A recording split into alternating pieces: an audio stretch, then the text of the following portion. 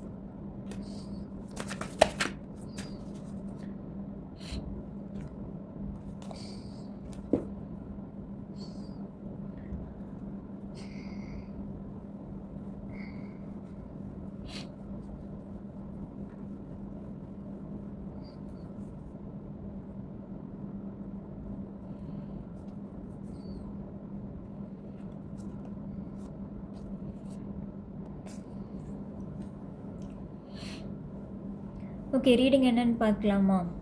So கரண்ட்டாக வந்து உங்கள் பர்சன் வந்துட்டு எந்த ஆக்ஷன்ஸும் எடுக்க முடியாத ஒரு சூழ்நிலையில் இருக்காங்க. அது எதுவாக வேணாலும் இருக்கலாம். அவங்க கெரியரில் உள்ள ஒரு பிரச்சனையாக இருக்கலாம், இல்லை பேரண்ட்ஸோட இன்வால்மெண்ட்டாக இருக்கலாம். பேரண்ட்ஸ் வந்து ரொம்ப வந்து தலையீடு வந்து இங்கே ரொம்ப அதிகமாக இருந்திருக்கும். ஸோ உங்கள் பர்சன் கிட்டே போயிட்டு ரொம்ப அவங்க என்ன நினைக்கிறாங்களோ அவங்க என்ன நினைக்கிறாங்களோ அதை தான் வந்து அவங்களோட பையனோ ஒரு பொண்ணோ செய்யணும்னு சொல்லிட்டு அந்த திணிப்பு இருக்கும் பார்த்தீங்களா.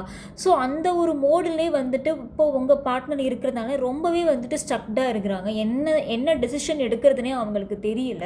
அண்ட் அது மட்டும் இல்லை, அவங்களுக்கு வந்து உங்ககிட்ட பேசணும்னு எல்லாமே எண்ணங்கள் எல்லாமே இருந்தாலுமே அவங்களால இப்போதைக்கு ஆக்ஷன்ஸ் எடுக்க முடியாததுக்கு காரணம் வந்துட்டு பேரண்ட்ஸோட இன்வால்மெண்ட்டு ரொம்ப ரொம்ப அதிகமாக இருக்குது. ஓகே, அண்ட் சம்வேர் வந்து பார்த்திங்கன்னா வந்துட்டு அது அவங்க அம்மாவாக இருக்கிறதுக்கு ரொம்ப ரொம்ப வாய்ப்பு அதிகமாக இங்கே இருக்குது சொல்லப்போனால். ஸோ அந்த இடத்துல வந்து அவங்க அம்மா வந்துட்டு சில விஷயங்களை வந்துட்டு தான் நினச்சது தான் செய்யணும், தான் எதிர்பார்க்குற மாதிரி ஒரு லைஃப் தான் வந்து தான் பையனோ பொண்ணோ வந்துட்டு வாழணும் அப்படிங்கிறதுல வந்துட்டு ரொம்ப ரொம்ப வந்துட்டு ஒரு தீர்மானமாக இருக்காங்க. ஸோ அதனால் உங்களோட பார்ட்னர் வந்து அதுலேருந்து எப்படி வந்துட்டு வெளியில் வர்றதுன்னு அவங்களுக்கு தெரியல. பிகாஸ் வந்து உங்களை எவ்வளோ பிடிக்குமோ அதே லவ் அண்ட் கேர் அண்ட் அந்த ஒரு மதிப்பு ரெஸ்பெக்ட் எல்லாமே அவங்க அம்மா மேலேயும் அவங்க வச்சுருக்காங்க. ஓகே, அண்ட் சம்வேர் பார்த்தீங்கன்னா இப்போ உங்களோட பர்சனோட ஃபீலிங் என்ன அப்படிங்கிறத நான் சொல்லிடுறேன். பிகாஸ் அதை நீங்கள் தெரிஞ்சுக்கிட்டிங்கன்னா நீங்கள் ரொம்ப ஹாப்பியாகுவீங்க. உங்கள் பர்சன் வந்து உங்களை விட்டு மூவ் ஆன் பண்ண முடியல. அவங்களால என்ன தான் அவங்க அம்மா பேச்சை கேட்டுட்டு அவங்க என்ன தான் வந்து உங்களை விட்டு இப்போ வந்து நோ கான்டாக்டில் இருந்திருந்தாலுமே அவங்களால வந்துட்டு உங்கள் நினப்பு இல்லாமல் இருக்க முடியல. உங்களை நினச்சிக்கிட்டே தான் இருக்கிறாங்க.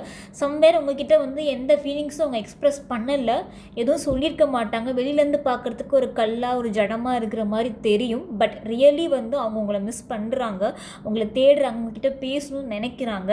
அண்ட் உங்களோட நினப்பு இல்லாமல் அவங்க பொழுது வந்து முடிஞ்சதே கிடையாது. இதுதான் வந்து ரியாலிட்டி, அக்செப்ட் பண்ணிக்கோங்க. அண்டு சில விஷயங்களில் வந்துட்டு அவங்க வந்து சில விஷயங்களை எடுத்து சொல்கிறாங்க, இதுதான் என் லைஃப், நான் இப்படி தான் பிளான் பண்ணியிருக்கேன், நான் இதெல்லாம் பண்ணலாம் தான் நினைக்கிறேன். ஆனால் யாரும் வந்து என்னோட முடிவுகளையும் என்னையும் வந்துட்டு நம்ப மாட்டேங்கிறாங்க. நான் ஒரு லைஃப்பில் ஒரு டெசிஷன் எடுத்திருக்கேன் அப்படின்னா அது ஏன் யாரும் நம்ப மாட்டேங்கிறாங்க அப்படின்னு ரொம்பவே வந்து வருத்தத்தில் இருக்காங்க உங்களோட பார்ட்னரு. ஸோ சில இடங்களில் வந்து நீங்களுமே புரிஞ்சுக்கலையோ அப்படின்னு எனக்கு தோணுது. சில இடங்களில் வந்து உங்கள் பார்ட்னர் வந்துட்டு இன்டெரக்டாக கன்வே பண்ணியிருப்பாங்க, லைஃப்பில் இதெல்லாம் இருக்குது, இதெல்லாம் தாண்டி வெளியில் வரணும். சில விஷயங்களை சொல்லும் போது அந்த இடத்துல நீங்கள் ட்ரிகர் ஆகிருக்கலாம்.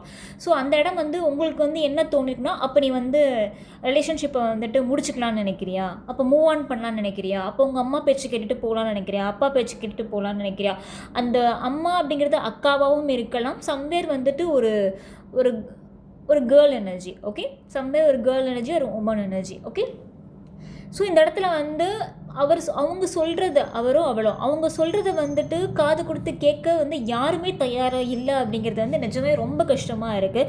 அண்ட் அது மட்டும் இல்லை, உங்களோட பார்ட்னர் வந்து ரொம்பவே வந்துட்டு அடிக்டடாக இருக்கிறாங்க சில விஷயத்துக்கு. நீங்கள் சரியாக பேசாதனால அவங்க சில விஷயத்துக்கு ரொம்பவே அடிக்டடாக இருக்கிறாங்க. அதாவது என்ன அப்படின்னா வந்துட்டு ரொம்ப கண்ணு முழிச்சு ராத்திரி வரைக்கும் உட்காந்து மொபைல் பார்த்துட்டே இருக்கிறது, படம் பார்த்துட்டே இருக்கிறது, இல்லை சம்வேர் அந்த ட்ரக் ஆல்கஹால் எடுத்துக்கிறது, இல்லை வந்துட்டு வேறு ஏதாவது ஒரு ஆக்டிவிட்டீஸ், அதாவது உங்களை மறக்க முயற்சி பண்ணி அவங்க வேறு ஒரு விஷயத்து மேலேயும் மட்டுமே ரொம்ப கவனம் செலுத்திக்கிட்டே இருக்கிறது.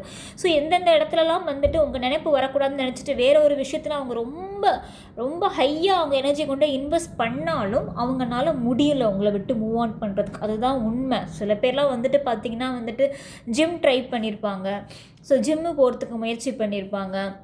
சில பேர் வந்துட்டு வெளியூருக்கு போக ட்ரை பண்ணியிருப்பாங்க, சில பேர் வேறு ஜாபுக்கு போக ட்ரை பண்ணியிருப்பாங்க, சில பேர் வந்து இன்னொரு பொண்ணுக்கிட்டேயோ இன்னொரு பையன்கிட்டயோ பேசினா இவங்களை மறந்துடலாம் அப்படின்னு நினச்சி கூட ட்ரை பண்ணியிருப்பாங்க. பட் முடியல. என்ன தான் புதுசாக ஒரு பர்சன்கிட்ட பேசினாலும் உங்களை விட்டு அவங்க வந்து மூவ் ஆன் ஆக முடியல. இதுதான் உண்மை, ரியாலிட்டி, இதுதான் அவங்க real feeling. Okay, and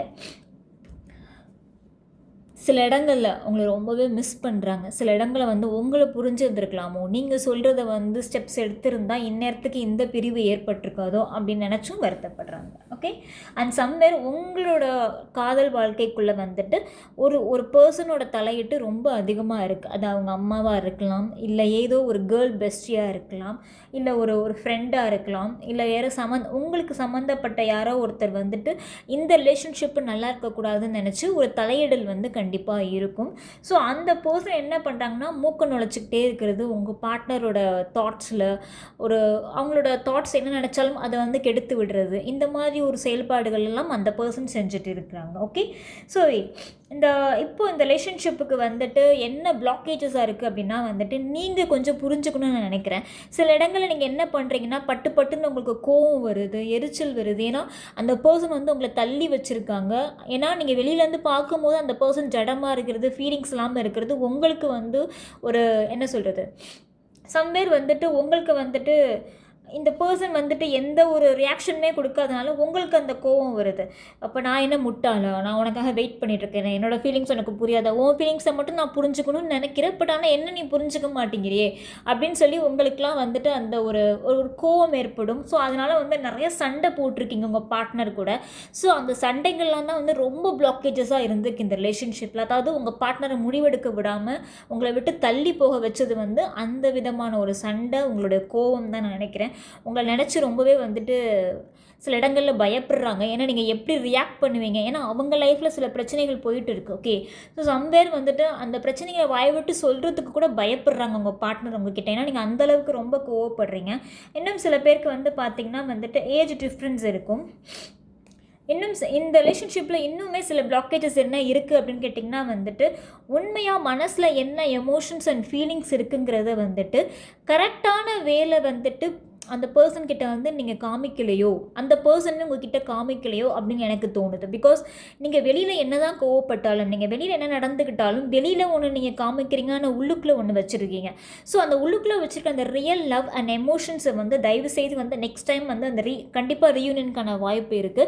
so அப்படி ரீயூனியன் ஆகும்போது வந்துட்டு வெளியில் கோவத்தெல்லாம் விட்டுட்டு கொஞ்சம் அமைதியாக காமாக அந்த பர்சன் மேலே எவ்வளோ லவ் வச்சுருக்கீங்க, அந்த பர்சனை நீங்கள் எவ்வளோ ட்ரஸ்ட் பண்ணுறீங்க, அந்த பர்சன் இல்லாமல் உங்கள் வாழ்க்கை எப்படி இருக்குங்கிறத வந்து எக்ஸ்ப்ரெஸ் பண்ண முயற்சி பண்ணுங்கள். பிகாஸ் எமோஷன் அண்ட் ஃபீலிங்ஸை வந்துட்டு சரியான நேரத்தில் எக்ஸ்ப்ரெஸ் பண்ணலை அப்படின்னா வாழ்க்கை பூரா எக்ஸ்ப்ரெஸ் பண்ண முடியாமல் போயிடும். சரியா?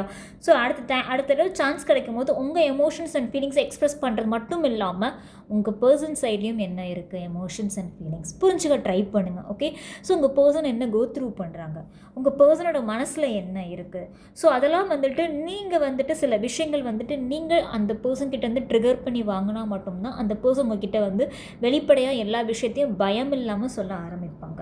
கொஞ்சம் அந்த பர்சனோட மனசில் பயம் இருக்குது, உங்கள் பார்ட்னரோட மனசில் நிறையாவே பயம் இருக்குது. இந்த ரிலேஷன்ஷிப்பை நினச்சி இந்த ரிலேஷன்ஷிப் சேர முடியாமல் போயிடுமோ, என்னை புரிஞ்சிக்காமல் போயிடுவாங்களோ, என்னால் உங்களை விட்டு மூவ் ஆன் பண்ண முடியல, நான் என்ன செய்ய போகிறேன். ஸோ நிறைய பயம் கலந்த எமோஷன்ஸ் அண்ட் ஃபீலிங்ஸ் தான் உங்கள் பார்ட்னருக்கு இருக்குது. அண்ட் ரீயூனியன் எப்போ ஆகுன்னு கேட்டிங்கன்னா உங்கள் பர்சனே சடனாக வந்து பேசுவாங்க. இது வந்து கிரேட் பிளெஸ்ஸிங் இந்த வீடியோ பார்க்குறவங்களுக்கு நிஜமாவே.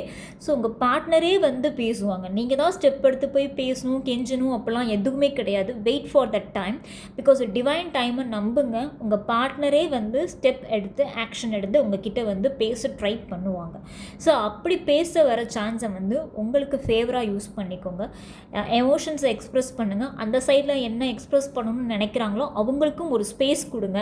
அவங்க என்ன பேச வராங்க, என்ன உங்ககிட்ட சொல்ல வராங்க, அந்த ஸ்பேஸையும் கொஞ்சம் கொடுங்க. ஓகே, ஸோ இதுதான் நான் உங்களுக்கு சொல்ல விரும்புவது. ஸோ ரீயூனியன் வந்து கண்டிப்பாக நடக்கும். இன்னும் சில வாரங்களிலே வந்து கண்டிப்பாக நடக்கும். ஸோ 1 or 2 monthsலேயே வந்து எனக்கு வந்துட்டு ரீயூனியன் வந்து தெரியுது. இந்த வீடியோ பார்க்குறவங்களுக்கு நான் சொல்கிறேன். ஸோ கண்டிப்பாக 1 or 2 monthsலேயே வந்து உங்களுக்கு அந்த ரீயூனியன் வந்து நடந்துடும். உங்கள் பர்சனே வந்து பேசுவாங்க. ஓகேவா? உங்களுக்கு இந்த ரீடிங் பிடிச்சிருக்கணும்னு நம்புகிறேன். இன்னும் இன்டெப்த்தாக வேறு ஏதாவது தெரிஞ்சுக்கணும் அப்படின்னா டிஸ்பிளேல என் காண்டாக்ட் நம்பருக்கு பர்சனல் ரீடிங் எடுத்து பாருங்கள், காம்ப்ளிகேட்டட் சுச்சுவேஷன்ஸ்க்கு. ஓகே, இந்த ரீடிங் சம்மந்தமாக ஏதாவது டவுட்ஸ் இருக்குன்னா கமெண்ட் செக்ஷனில் கேளுங்க, கண்டிப்பாக எக்ஸ்பிளைன் பண்ணுறேன்.